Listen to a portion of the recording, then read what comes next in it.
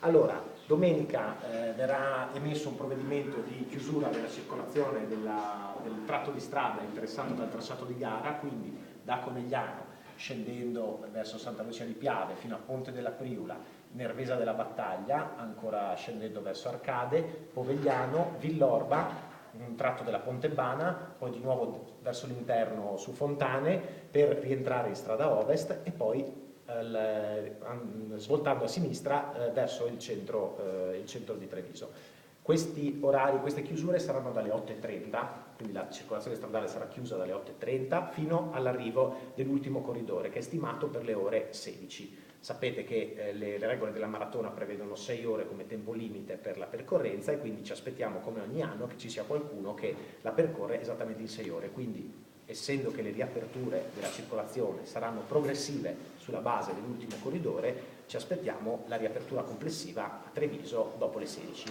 Rinforzato il sistema di sicurezza quest'anno? Sì, proprio a presidio e a tutela di tutti gli utenti della circolazione e dei curiosi e degli spettatori ci saranno quattro presidi a tutela dell'ordine pubblico da parte di Polizia, Carabinieri e Guardia di Finanza lungo il tracciato nei punti nevralgici di questo.